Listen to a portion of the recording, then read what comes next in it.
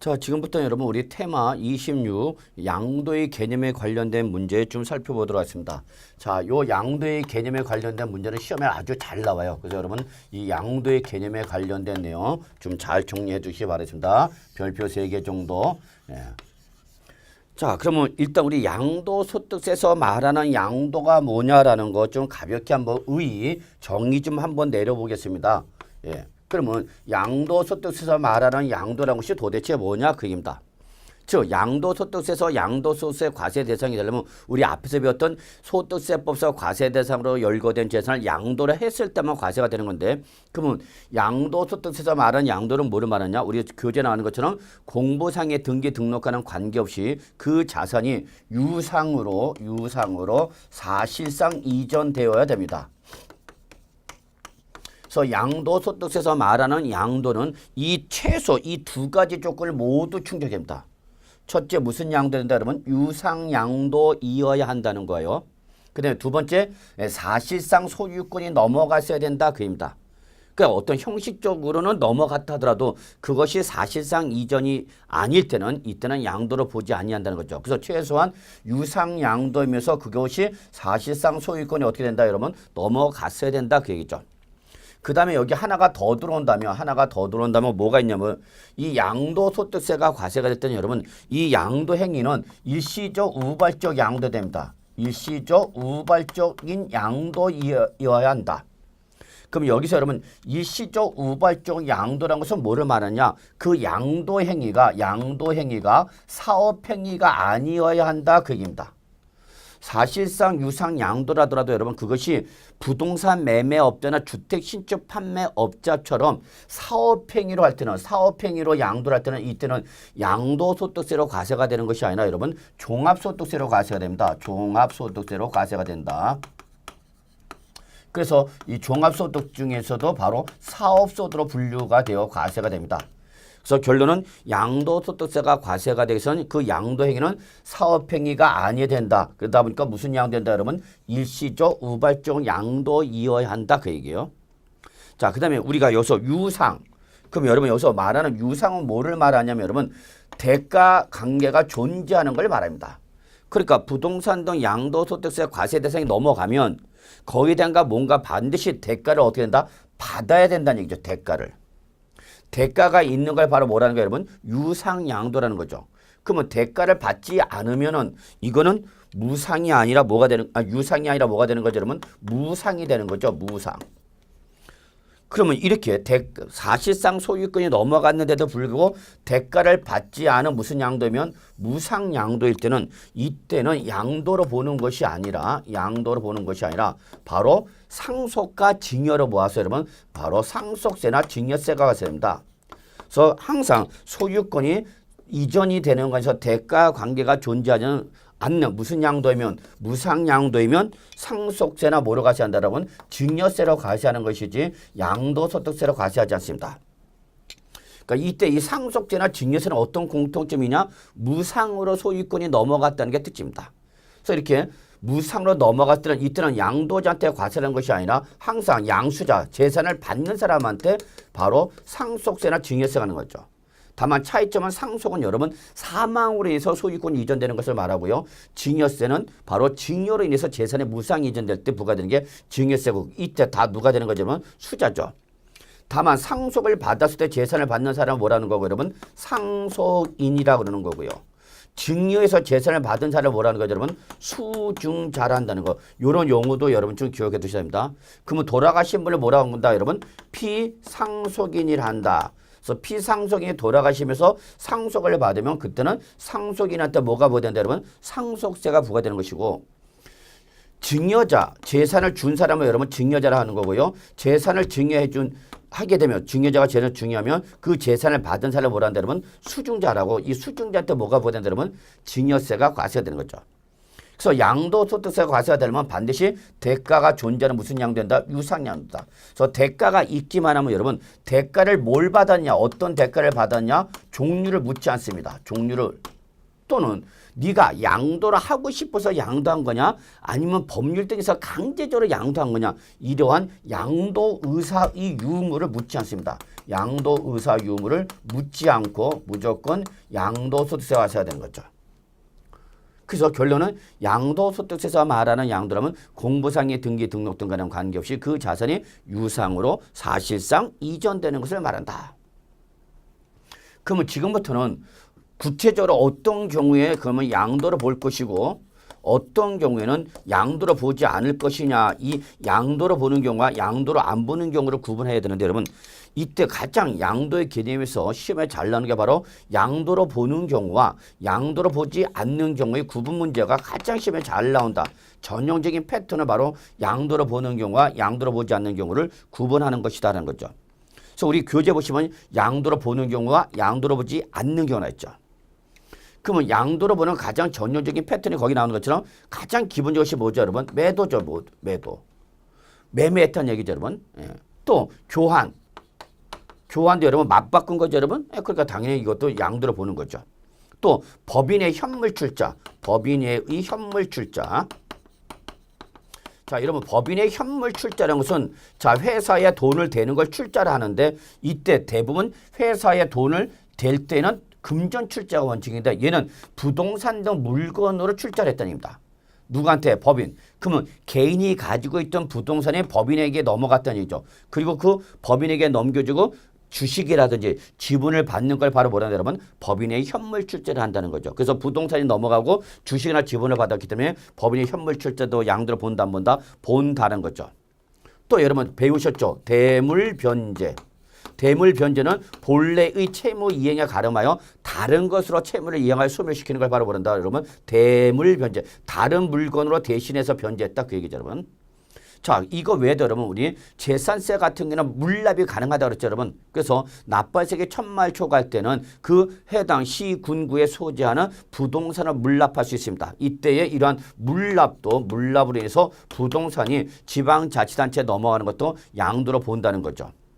또 공익사업을 위한 토지 등의 취득 보상에 관한 법률이라든지 그 밖에 법률에 따라서 협의매수나 수용을 당했다.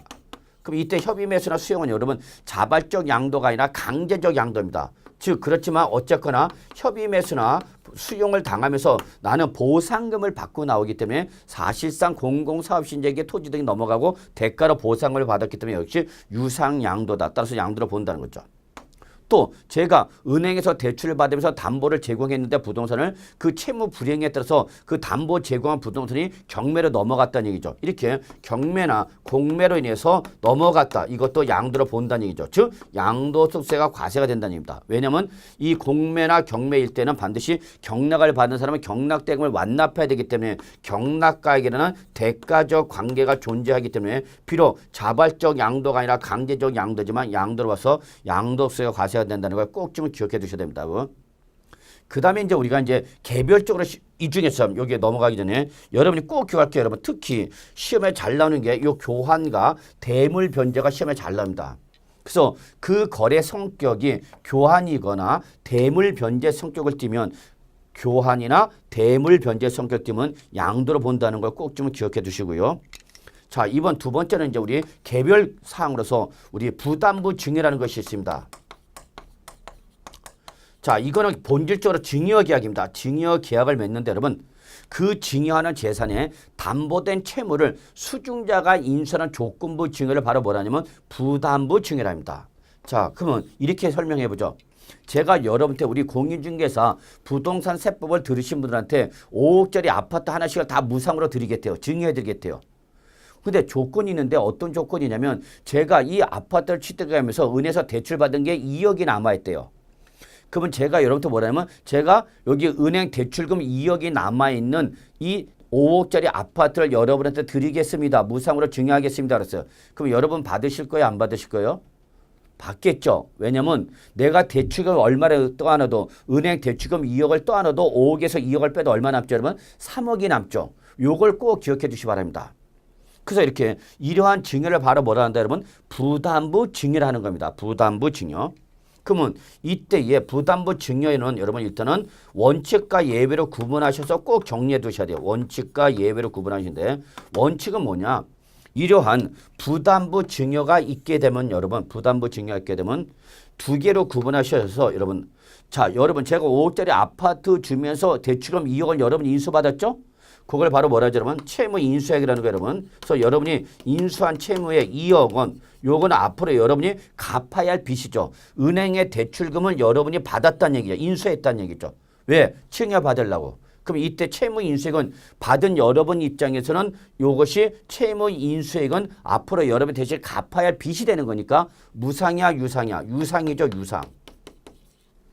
그러면 이때 유상으로 소유권이 넘어갔기 때문에 이때는 요 채무 인수액은 부담부 증여 우리 얼마라고 했죠? 사례를 들으면서 2억 요거는 무슨 양도가 되기 때문에 유상이기 때문에 바로 양도로 본다 안 본다? 본다는 얘기죠.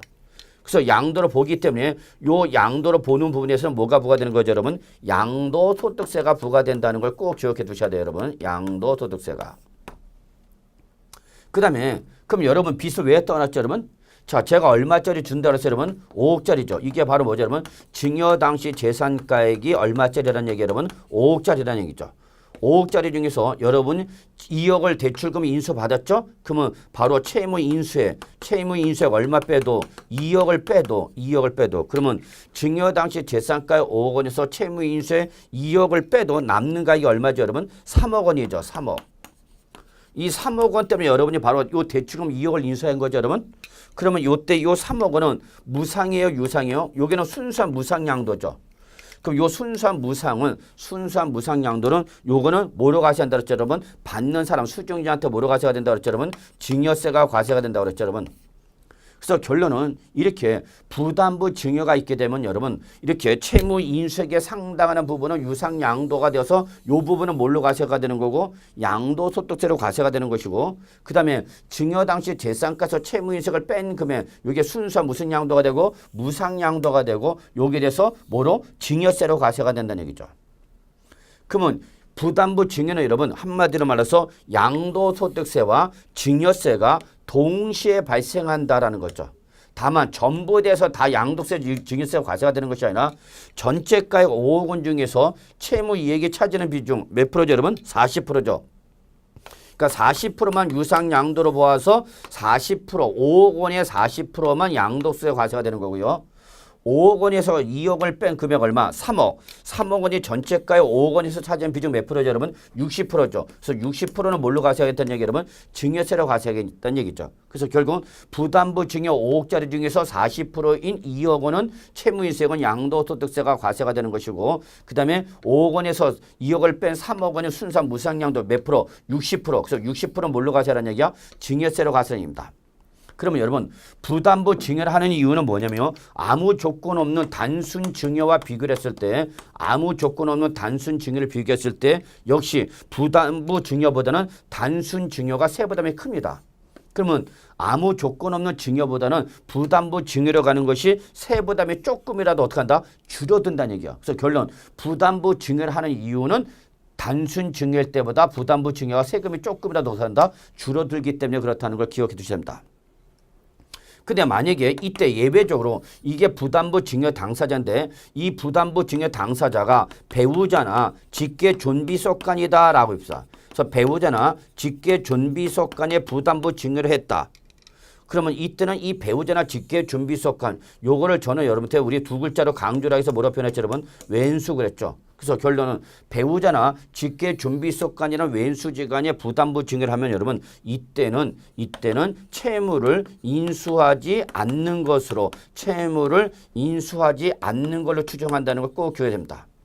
그럼 여기서 채무를 인수하지 않는 거라는 것은 뭐를 말하냐? 단순 증여로 보겠다. 즉, 요 채무 인수액이 없는 걸로 보겠다입니다. 채무 인수액이 없는 걸로 보니까 남은 건 뭐밖에 없는 거예요, 여러분. 증여 당시 재산가액만 남는 거죠. 그래서 이때는 채무 인수액을 빼지 않고 전에 뭘로 봐서 단순 증여로 봐서 전액 5억 원 전액에 대해서 뭘로 때리겠다 여러분? 증여세로 과세하겠다는 얘기죠. 그러면 부담부 증여 효과가 나타나지 않는 거죠.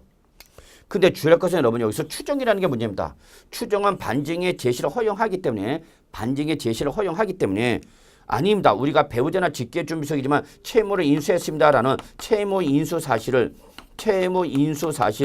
입증한다면 이때는 다시 부담부 증여를 인정해 줍니다. 그럼 부담부 증여를 인정해 주면 다시 요 사례에 따라서 유상 부분에 대한 양도세와 무상 부분에 대한 증여세로 나눠서 과세가 됨으로써 단순 증여일 때보다 세부담이 줄어든다는 걸 꼭 좀 기억해 두시기 바라겠습니다. 그 다음에 여러분 양도로 보는 경우에 대표가 또 뭐가 있냐면 여러분 이혼 위자료입니다. 자, 이혼을 할 때 여러분 위자료를 준죠.